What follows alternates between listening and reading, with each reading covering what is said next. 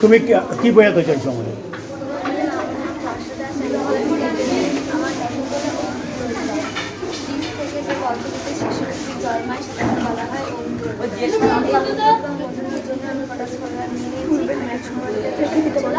সেটা হলো ছোলা গাছের বীজ।